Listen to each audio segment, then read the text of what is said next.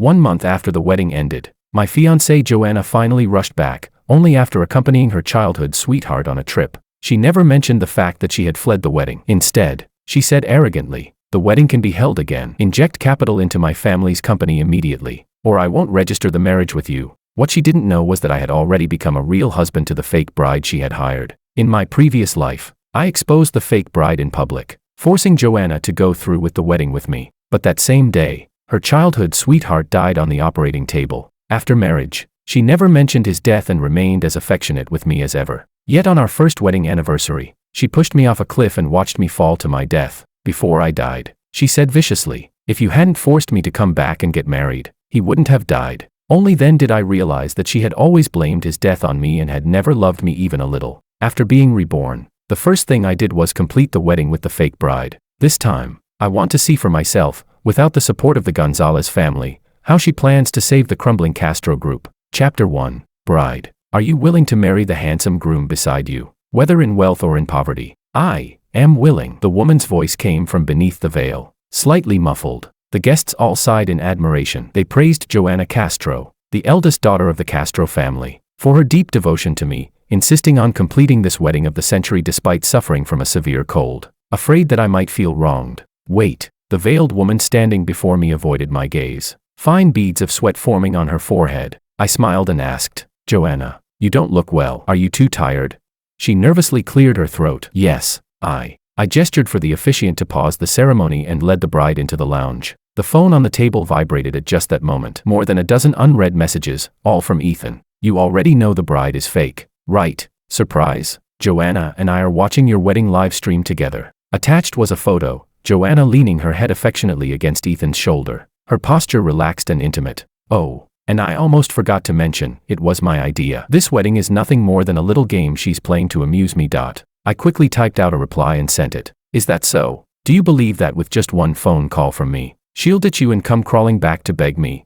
Sure enough, the other end of the phone fell silent for a long time. Good. The fish had taken the bait. I put my phone away and turned to look at the silent bride beside me. She glanced at me uneasily. "Actually, I patted her on the shoulder. "Rachel, don't be nervous." She instantly let out a sigh of relief. "So you already knew." After a brief silence, she seemed to make up her mind and took a deep breath. "Joanna isn't worth marrying. She did this today on purpose, to humiliate you." I suddenly leaned in close to her. "I didn't stop the wedding to expose you. I just wanted you to help me put on a little act." It was only after I died in my previous life that I learned Rachel had been quietly watching over me for years. When she heard the news of my death, she was the only one who refused to believe that I had simply slipped and fallen off the cliff. Later, she discovered that the real murderer was Joanna, but unable to find solid evidence, she chose to drag Joanna down with her, dying together on the anniversary of my death. Tears slid down my face without my noticing. Rachel reached out helplessly, then froze midair. "If you feel wronged,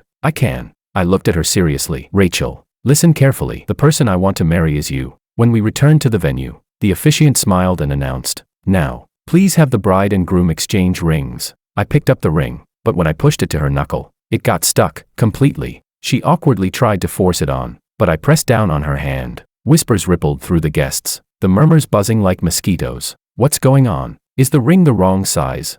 How could something this important be messed up?" The Gonzalez family and the Castro family are being far too careless. Below the stage, Joanna's parents' faces instantly darkened. They exchanged a look, panic and unease flashing in each other's eyes. It seemed they had known about the farce Joanna had arranged all along, and had chosen not to stop it. My mother frowned deeply as well, looking at me with concern. I gave her a reassuring glance, signaling her to stay calm. Then, under the stunned and uncertain gazes of everyone present, I lifted Rachel's veil. My God, the bride isn't Joanna at all. Then where is the real bride? Chapter 2. Joanna's mother was the first to react. Throwing all dignity aside, she rushed onto the stage. What is going on? Who are you? Exactly." Joanna's father's face was livid. He shouted at the chaotic crowd of guests and reporters below the stage. "Quiet. Everyone be quiet. There's been a minor mishap at the wedding. We'll resolve it immediately." What a spectacle. In my previous life, the one panicking on the stage had been me. Now, it was Joanna's parents. My mother stood up in shock as well, looking at me anxiously. "Joel, what on earth is going on?" I turned and gave my parents a reassuring look. Under the astonished gazes of everyone present, I took Rachel's hand and said, "Thank you all for coming today to attend the wedding of Rachel and me. Due to a small oversight, The wedding posters and the rings were prepared incorrectly. I paused, then continued. But it's nothing serious, the wedding will proceed. Hearing this, Rachel lifted her chin and calmly accepted the scrutiny of the crowd. Joanna's mother trembled with rage as she stared at me. Joel, are you out of your mind? Do you even know what you're doing? Joanna's father also rushed over, lowering his voice as he snapped. Joel, stop fooling around. End the wedding right now. I ignored them and handed the microphone to the stand-in beside me. Rachel, tell everyone why you're standing here today. Rachel met my gaze and smiled. Her voice was steady and clear as she spoke. I'm standing here today because Joanna paid me $100,000 to impersonate her and attend the wedding in her place. The entire venue erupted. What? She paid someone to marry in her place? Is Joanna insane? After being exposed so publicly, the blood drained completely from Joanna's parents' faces. My father's anger finally exploded. Pointing at Joanna's father, he cursed furiously. So this is the Castro family. So this is Joanna. Treating my son's marriage like a joke, this is beyond insulting. My mother's eyes were red with fury as well. She strode onto the stage, shielding me behind her as she said coldly to the Castro family. This marriage is off. From this day forward, the Gonzalez family will have nothing to do with the Castro family ever again. Seeing the alliance on the verge of collapse, Joanna's mother panicked. Joel, it's all Joanna's fault for being immature and reckless. I'll have her come apologize to you immediately. I sneered. Fine, I'll give her one more chance. If you can get through to her on the phone, I'll pretend none of this ever happened. Rachel tightened her grip on my hand. I leaned in and whispered softly in her ear. Don't worry, Joanna won't come back. Joanna's mother clutched at this last shred of hope, frantically dialing Joanna's number. Once, twice, 3 times. All that came through the receiver was the same cold female voice. Sorry, the number you have dialed is powered off. I put on a disappointed expression. Looks like Miss Castro has no intention of returning. Security, remove the irrelevant people. Joanna's parents were dragged out by security as countless reporters excitedly shoved cameras into their faces. My mother held my hand. She didn't ask a single question, she just kept saying over and over.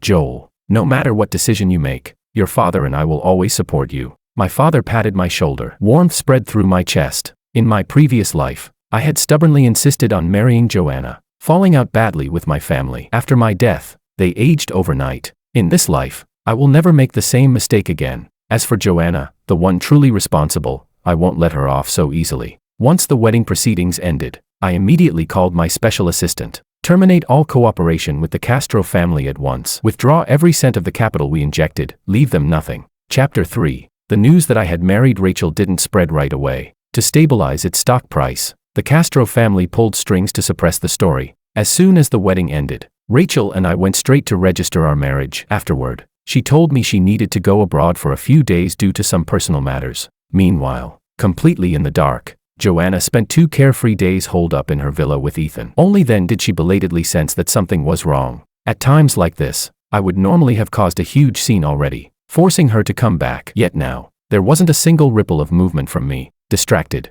Joanna scrolled through her phone, not even reacting when Ethan called her. Something was off. That man must be playing hard to get. Thinking this, Joanna curled her lips into a smile. I really had been spoiling him too much. I hadn't expected to run into 2 such bad omens at my father's business banquet. Joanna noticed me immediately, but when she saw me chatting with another woman, her expression darkened instantly. After spotting me, Ethan leaned against Joanna as if unintentionally and said in a deliberately weak voice, Joanna, I'm not feeling well. My head feels really dizzy. Joanna supported him attentively, her eyes flicking toward me as if by accident. She was probably waiting for me to walk over on my own. Unfortunately for her, she was disappointed. From start to finish, I didn't spare her so much as a glance. At last, she couldn't hold back anymore. She strode over to our table and slammed her wine glass down hard before speaking.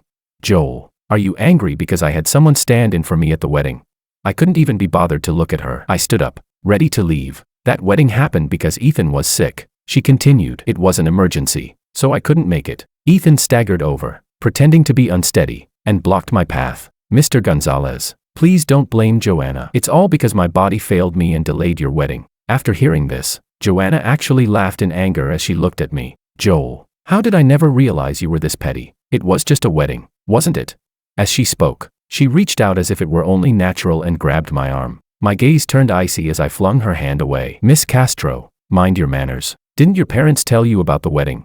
Joanna froze. Tell me what? Ethan panicked and grabbed my wrist, trying to smooth things over. Mr. Gonzalez, don't be like this. Joanna did it for your own good. Though his words sounded conciliatory, his fingernails dug viciously into my skin, making me suck in a sharp breath of pain. I jerked my arm hard. Get lost. Ah. Ethan fell to the ground in a heap, utterly disheveled. Joanna's eyes went bloodshot. She hurried to help Ethan up and roared at me. You lunatic. Apologize to Ethan right now. I let out a cold laugh and ordered the security guards who were rushing over. Security. Throw them out. Joanna's face turned livid with rage. Don't think this will get my attention. If you behave yourself, I'll go register the marriage with you in a few days. She took it for granted that as long as she was willing to turn back, I would immediately rush over. Overwhelmed with gratitude, I smiled. But I've already gotten married. Chapter 4. The smile on Joanna's face froze instantly. She stood there in a daze, her brows knitting tightly together. What nonsense are you talking about?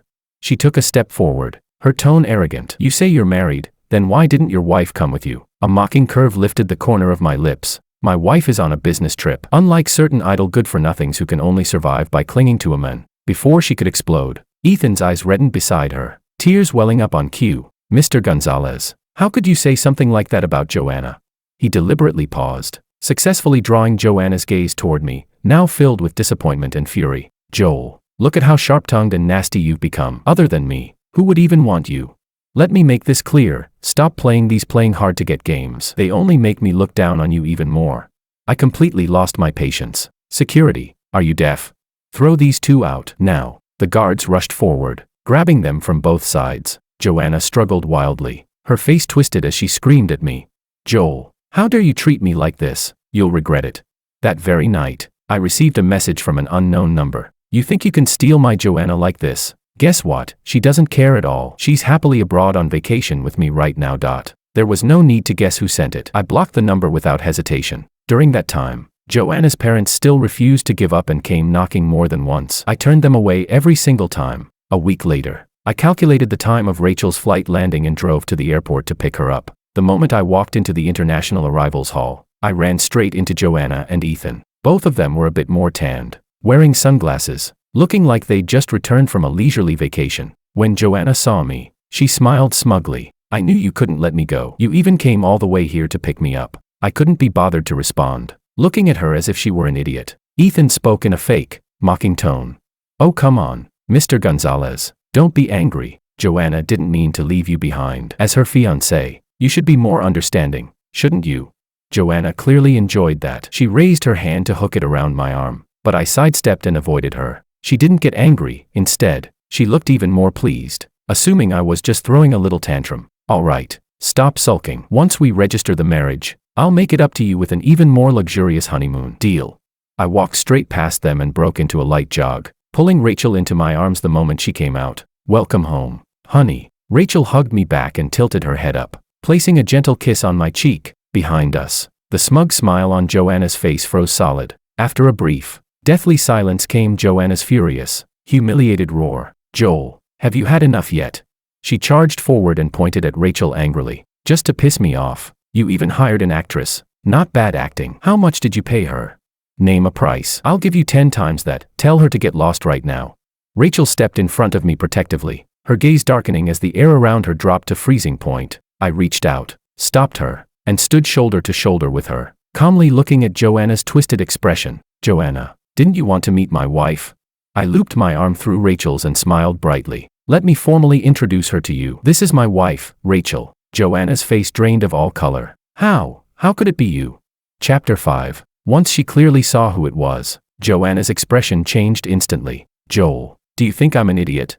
She pointed at Rachel. Isn't this the stand-in I hired for $100,000? What? Didn't you get enough acting at the wedding? So now you've dragged her along to keep playing at being a loving married couple.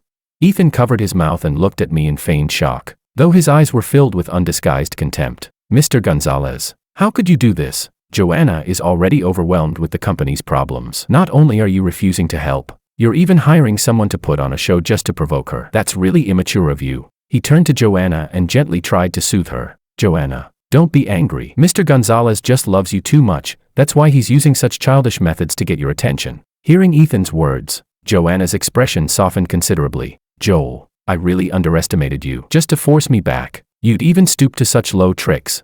I finally snapped. Joanna, is there something seriously wrong with your brain? But Joanna waved her hand, her tone carrying a trace of impatient concession. Enough. Joel, I get it, you're angry because I couldn't complete the ceremony with you that day, but, at that moment, the phone in her pocket rang frantically. Irritated, she answered it. It was her father. The instant the call connected, her father's desperate roar burst through the phone. You unfilial daughter, the company is on the brink of bankruptcy and you're still out fooling around. Get back here immediately. What? The expression on Joanna's face collapsed in an instant. Her hand gripping the phone trembled violently, her face turning paper white before our eyes. Dad, you must be joking, I kindly reminded her. Oh, right, I forgot to mention this. I've withdrawn all the funds I injected into the Castro family. Think of it as a little surprise from me. But to my surprise, confidence returned to Joanna's face. I knew it. You still can't let me go. You're using divestment to force me to marry you. Since you love me this much, I'll give you a chance. 3 days from now, I'll make it up to you with the grandest wedding the city has ever seen, enough to give the Gonzalez family all the face it needs. By then, have your father reinvest the money. With that, she grabbed Ethan's hand and turned to leave. Ethan glanced back at me with a provocative smile. Watching their self-righteous retreating figures, I couldn't help but laugh in anger. Rachel frowned slightly. Do you want me to deal with her? No need. I'll attend that wedding, and you'll come with me, I said, leaning into her arms and looking up at her. After all, with such a spectacular show coming up, how could we possibly miss it? Chapter 6. Joanna Castro really outdid herself this time. The scale of the wedding was even grander than the previous one. Media outlets from across the entire city were invited, and she had already booked the trending spots on every major social platform. The headlines were eerily consistent. Castro Group CEO Joanna, love undiminished, makes up for regret with a wedding of the century for the young master of the Gonzalez family. My parents were so furious they nearly stormed over to the Castro residence to demand an explanation. I stopped them just in time. Dad, Mom, don't be angry, just watch the show, I reassured them calmly, already having the entire plan laid out in my mind. On the day of the wedding, I chose a casual suit, comfortable, understated, yet elegant. Rachel wore a small dress in the same color palette. Hand in hand, she accompanied me to the venue. By the time we arrived, the wedding site was already packed shoulder to shoulder. Camera flashes went off non-stop. Joanna stood at the end of the red carpet in a white wedding gown, a look of absolute certainty on her face. When she saw me, her smile stiffened for a split second before she quickly regained her composure. She probably thought I was there to give in, still sulking, which was why I was dressed like this. The reporters swarmed us like sharks that had smelled blood. Mr. Gonzalez, are you attending today as the groom? Mr. Gonzalez, have you and President Castro reconciled? It's rumored that you were seen behaving intimately with another woman at the airport a few days ago. Was that a misunderstanding? I didn't answer a single question. I simply smiled and, with Rachel beside me, walked straight to the sign-in table. The officiant in charge of collecting gift money froze when he saw me, clearly at a loss. I reached into the inner pocket of my suit, took out a red envelope, and gently placed it on the table. Joanna Castro's expression darkened instantly. She strode over and lowered her voice in an angry hiss. Joel, what are you pulling this time? I smiled politely. It's President Castro's big day. I'm here to give a wedding gift and wish you a happy marriage. What's wrong with that? A wedding gift? Joanna's eye twitched violently. You're the groom. Oh, am I? I raised my eyebrow in feigned surprise. But I'm already married. Bride-to-be. You can't just joke around like this because your groom hasn't arrived yet, can you? The moment my words fell, the wedding march suddenly began. Everyone's gaze shifted toward the other end of the red carpet. Then, when the doors were pushed open and the person who walked in appeared, every single jaw dropped. The doors of the church slowly opened, all eyes fixed on the entrance, but the one who walked in was Ethan, dressed in a sharply tailored suit, a smug smile on his face. He adjusted his bow tie and, step by step, walked toward Joanna at the end of the red carpet. The entire audience was stunned. The reporters' flashes went absolutely berserk. What's going on? Why is the groom Ethan? What is President Castro playing at this time? Are we being toyed with again?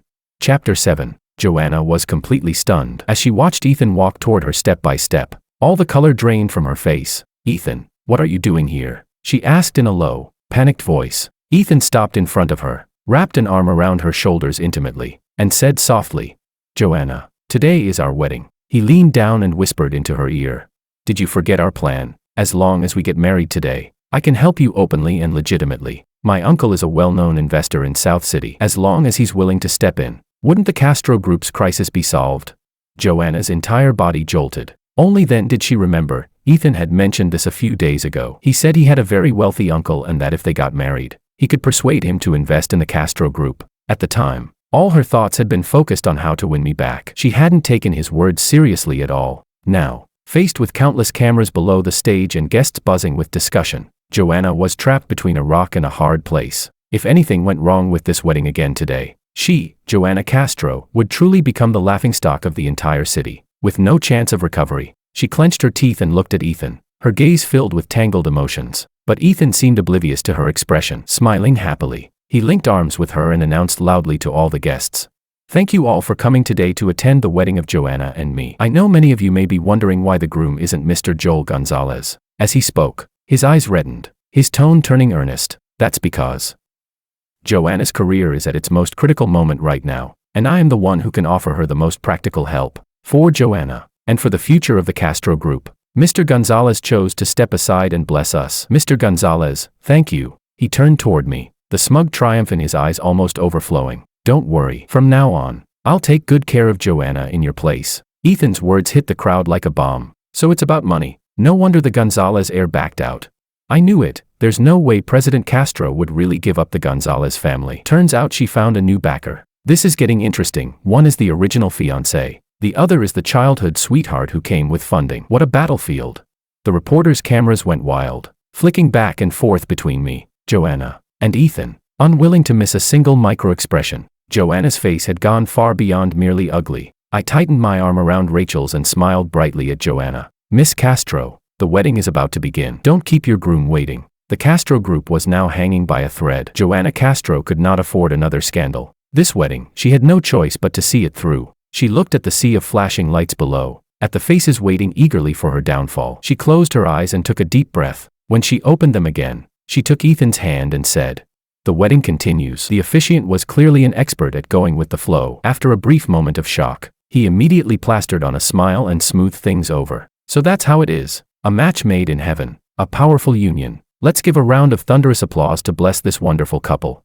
Chapter 8. Scattered applause broke out, but most people were clearly there just to enjoy the spectacle. I stood below the stage, calmly appreciating the farce. Rachel tightened her grip on my hand and asked in a low voice, "Do you want me to take you away?"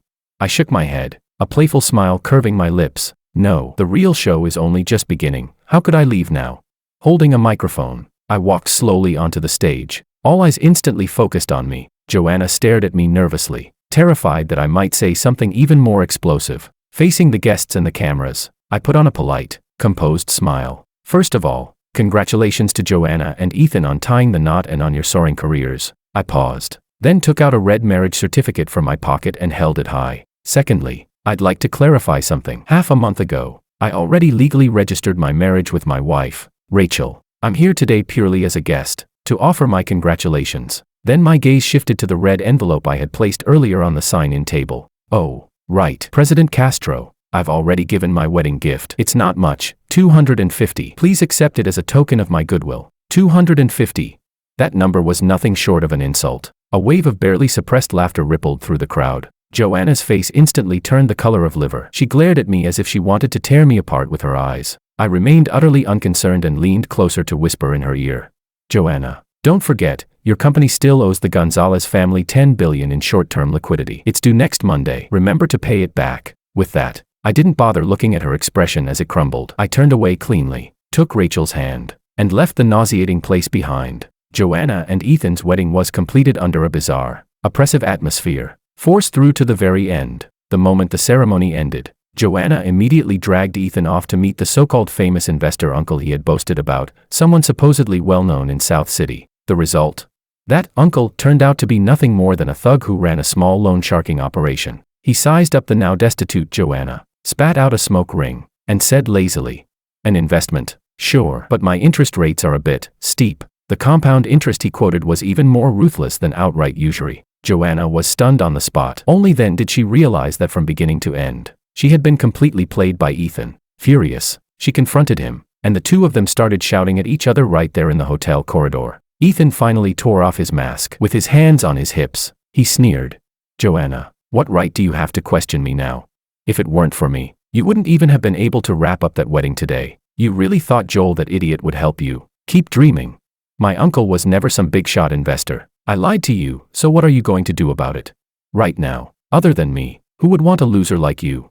Joanna trembled with rage at his shameless words. She raised her hand to strike him, but when she saw the fearless, arrogant look on Ethan's face, Her arm fell weakly back down. Yes, what did she have left now? No one in the Castro family believed anymore that the Castro Group could recover. Partners who had still been on the fence withdrew one after another. The bankruptcy liquidation of the Castro Group was officially put on the agenda. Unable to withstand the blow, Joanna's father suffered a sudden cerebral hemorrhage and was rushed into the ICU. Joanna was completely overwhelmed, running around begging and pleading for loans, but everywhere she went, doors were shut in her face. After all, who would be willing to pour money into a company on the brink of bankruptcy? Chapter 9. One night, Joanna got drunk out of her mind and rushed to the front of my house, pounding on the door like a madwoman. "Joel, open the door. Come out here. You heartless bastard. How can you be so cruel? Have you forgotten all the years we spent together? My dad is dying. The company is finished. Do you really want to see me die?"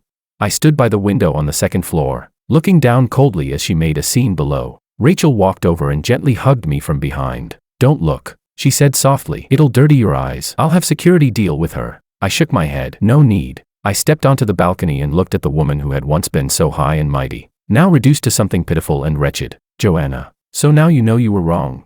Hearing my voice, she jerked her head up, her eyes bloodshot and red-rimmed. "Joel, I was wrong. I was really wrong." She dropped to her knees, sobbing as she confessed. "I shouldn't have lost my mind. I shouldn't have listened to Ethan. I shouldn't have humiliated you at the wedding.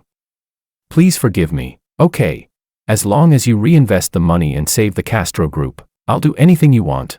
I'll divorce Ethan immediately. I'll marry you. I'll listen to you for the rest of my life."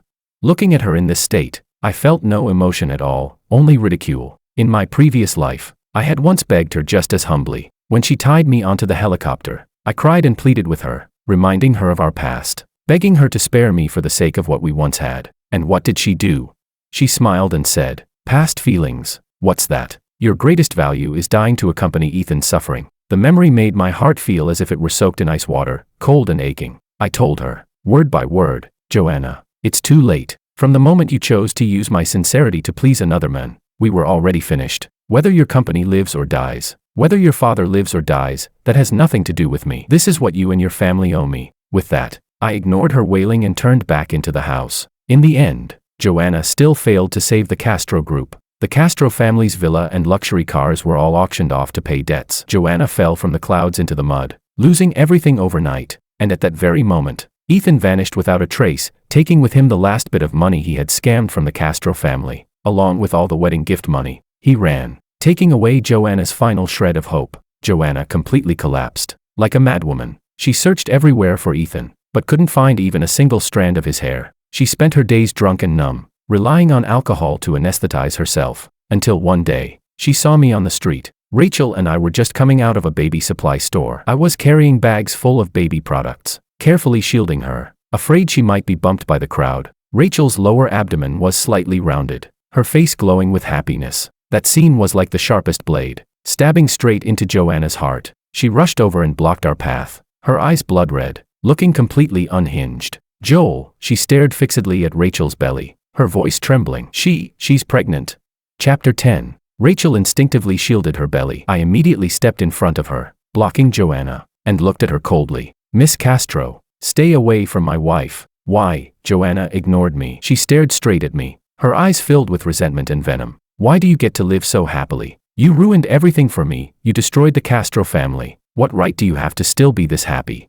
"I destroyed you." I looked at her stubborn, delusional expression and found it laughable. "Joanna, from beginning to end, the only person who destroyed you was yourself. It was your arrogance, selfishness, and stupidity that buried everything you had with your own hands. As for why I get to live so happily," I turned my head and looked at Rachel beside me. She was gazing at me with nothing but tenderness in her eyes. I smiled back at her, then looked again at Joanna and said slowly, word by word, "Because I chose the right person." Those words became the final straw that crushed Joanna completely. She lunged at Rachel like a madwoman, screaming, "I'll kill you, you bitch."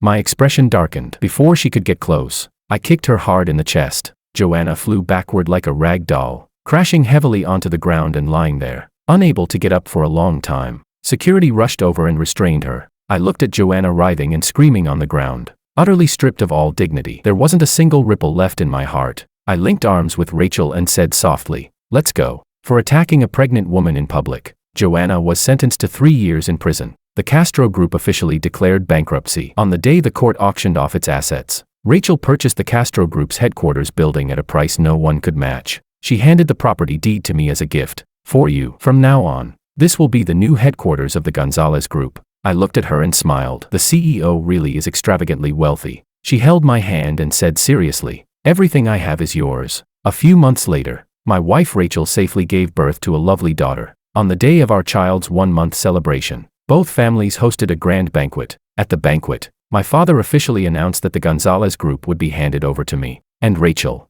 appearing publicly for the first time as the chairwoman of the group, stood by my side. The entire hall was in uproar. No one had expected that the once unknown stand-in bride was actually the mysterious tycoon who had topped the hidden rich list for years. Reporters swarmed forward, thrusting microphones toward us. Rachel, may we ask why you agreed to replace Miss Joanna and attend the wedding back then?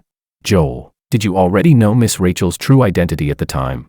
Rachel took the microphone. She glanced at our sleeping daughter in my arms, then at me beside her, her eyes brimming with unspoken tenderness. Facing all the cameras, she said slowly, because I've loved him for many years. I used all my luck to gamble on a chance to stand by his side, and fortunately, I won. I looked into her deep eyes, where my reflection was clearly mirrored. Rachel, I love you too.